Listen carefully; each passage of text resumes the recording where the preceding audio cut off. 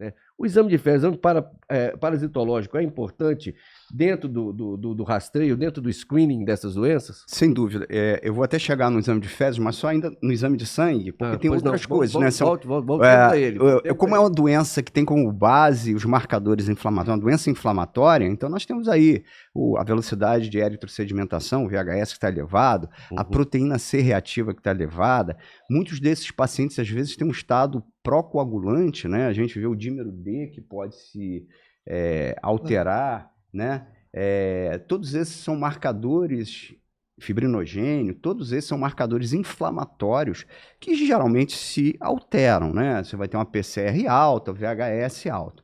Existem dois marcadores sorológicos, que é o ANCA e o ASCA. O ASCA é o anticorpo antissaccharomyces cerevisiae e o ANCA é o anticorpo anticitoplasma de neutrófilo, mais comumente é o PANCA. O PANCA é mais prevalente na retocolite ulcerativa e o ASCA é mais prevalente na doença de Crohn. Eles ajudam, mas, como eu falei, não há um exame único que possa a gente afirmar, olha, eu fiz esse exame, esse marcador, então, é doença de Crohn ou é retocolite ulcerativa, até porque é uma superposição. Então, o Carmelo também vê muito marcador inflamatório, né? Vejo. Eu vou aproveitar para fazer uma pergunta ao Falabella. Falabella, você, como você sabe, e colocou muito bem, a doença de Crohn é da boca ao ânus. Como é que você aborda um jejum ou um ilho onde você tem uma suspeita clínica da doença de Crohn? Você vai ter que ter um histopatológico ou você vai pela clínica? Perfeito. E pela imagem? Sem dúvida, que essa é uma área cega, né? Com certeza. Jejum no digestivo, ilho. Lembrando que a endoscopia digestiva ela vai até a segunda porção do duodeno e a colonoscopia vai até a válvula ileocecal. Então, nós temos uma extensão muito grande, segmentos do intestino que são de difícil visualização. Bom, a gente hoje tem a enterorressonância, que é um exame que nos ajuda a ver delgado, né? A gente tem o exame da cápsula endoscópica. A cápsula, né? A cápsula, existe uma contraindicação absoluta quando a gente suspeita de obstrução, a gente não pode usar a cápsula, né? No passado a gente fazia trânsito delgado, né? Lembra muito, né? Isso daí ficou na história, né? Em função da enterorressonância.